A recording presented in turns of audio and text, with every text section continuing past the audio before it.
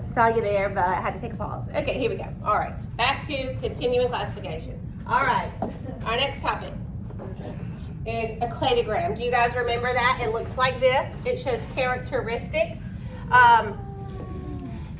Your characteristics are the bottom and your organism is over here.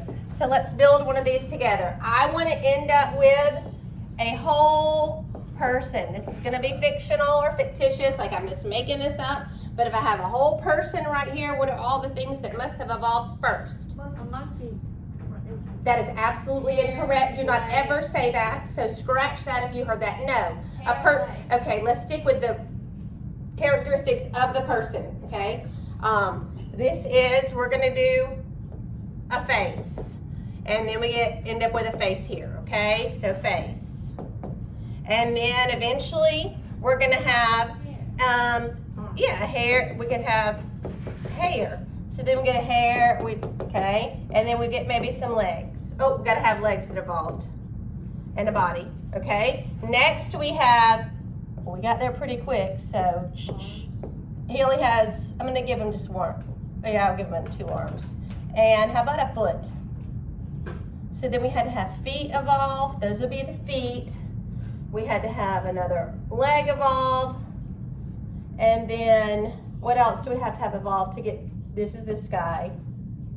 And he needs some more structures. You should have done like legs on the mouth. I can do on the, well, I've already got it. A mouth, I can do a mouth. I never even had a mouth, so I'll do a mouth. Maybe the mouth evolves here. Oh, that's a weird mouth. Okay, so at the end he has a mouth. Okay, here's the thing. The structures are down here.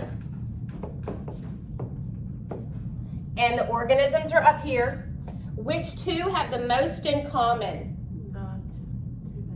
The 2 near the end. So if this was A, B, C, and D, which 2 have the most in common? C and D. What's the out group? A. What can B not have? What can B not have? Feet or a mouth, okay? Feet or a mouth. Okay, I know my drawings are beautiful. Sorry. Okay, all right, besides that, next.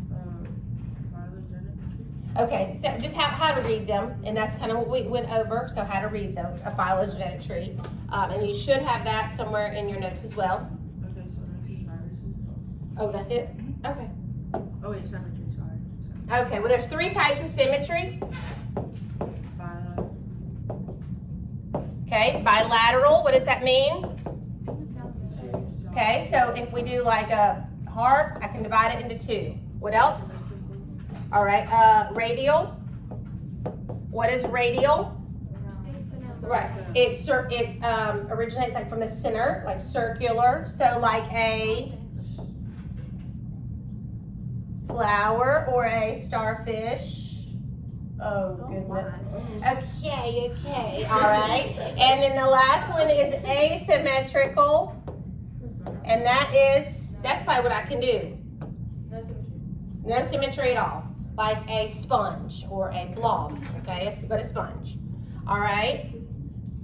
Okay, next, bacteria versus viruses. Okay, we did just go over bacteria a good bit in our classification, but okay, which one's alive? It's alive. Why do we not consider viruses to be alive? They need a host. They need a host. All right, what do we take for a bacteria? Antibiotics. Do we have an antibiotic for everything? No. Can we build a resistance to antibiotics? Yes. Should we take antibiotics all the time? No. Okay, we should not. What are the 3 shapes of bacteria? Spirelli, cocci, and bacilli. Okay, spirals, little circles, and these are rods, rod-like structures. Give me some day-to-day examples of just regular old bacteria. E. coli, staph, MRSA, strep. These are types of just regular day-to-day. But there's other bacteria, the extremophiles, but those are probably not what's making us sick. What's making us sick is our day-to-day ones. Primitive bacteria, that's the old ones. Methanogens, thermophiles, they're older, but they're still here. Viruses need a host. What do we do for a virus? It runs its course. Runs course or a vaccine. Do we have a vaccine for everything? No, we don't have a vaccine for everything. What is a vaccine? Okay. It's like a weakened version of the virus. Yes, we take it and it exposes our body to it, and then our body builds up what? Immunity, but it produces something called antibodies, and that way our body recognizes it the next time it sees those. So the flu shot, could the flu shot make you sick? Yes, because they're giving you a weakened form of it. Okay, what are some common viruses? All right, the flu. The common cold. Y'all did flyers on these. What else? The herpes virus. What does that do? That means when you have that one, though, it stays forever. It does what, though? Once you have it, it stays forever, but it goes like to sleep, and then it might get dormant. It goes dormant. Wait, is AIDS? Okay, HIV, that is the virus that causes AIDS.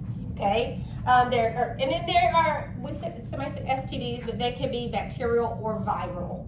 So viral, it does one thing. Okay, can they both make you sick? Bacteria and virus, yes. Okay, but it's the structure of it and whether it needs a host or not determines whether it's bacteria or viruses. So flu, common cold, herpes, HIV. I say MMR because this is what you probably got a vaccine for: measles, mumps, rubella, polio, chicken pox. You probably had the vaccine for that, so you don't get those. All right. All right, next slide, or next page. And then cell division. Why do cells divide? What's the three? Why do cells divide? Grow, repair, reproduce. Okay. What are all the parts of cell division? So cell division, all the parts. Mat. And then what's the last thing? The last thing, cytokinesis. Cell division. Now let's do mitosis. And then we'll do meiosis. All right. If we have 46 chromosomes in our body cells, after mitosis, what do we end up with? 46. These are chromosomes. This is actually something called 2N. This would be 2N. This would be 2N. What is 2N called? Diploid. This is our diploid number. Do all organisms have the same diploid or haploid number? No. So diploid. Are these two cells exact? Yes, these are exact daughter cells. Are they clones? Yes. What kind of cells do this? Body cells. What else? Give me some. Liver. Heart. Okay. These are our body cells. They're actually called somatic cells. I'll write that a little clearer so you can see. Somatic cells. Which cells get stuck in G0? Neurons. They get stuck there. Okay. Meiosis, we would actually have, I'm going to have to go to the next page. Okay, meiosis, I'm going to do 46 is my somatic number. 46. And then what happens? 23.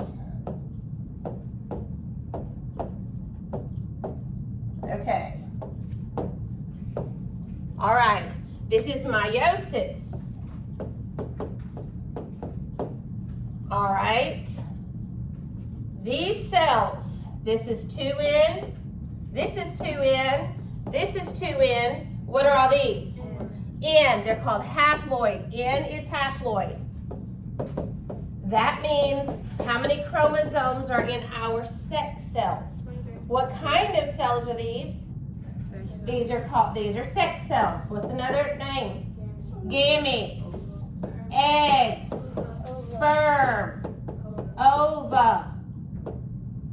Okay? Are these identical? No. So 4 non-identical cells. 4 non-identical. 4 non-identical cells. All right, now let's do one more thing. Mitosis only is PMAT. What does PMAT mean? Prophase, metaphase, anaphase, telophase. Actually, all of it starts with interphase. Meiosis is just like division of the nucleus, nuclear division. Interphase starts prior to that. What are the 3 parts of interphase? G1, S, G2. A cell spends most of its life where? In interphase, getting ready to divide. Most of its life in interphase.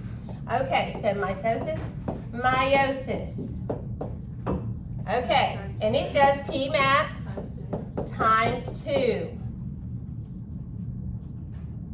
So if I go back to that drawing,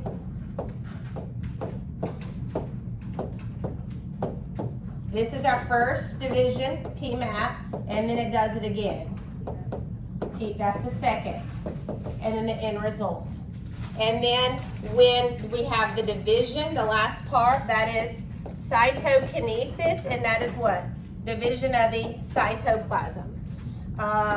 So this last one, I'll do a visual.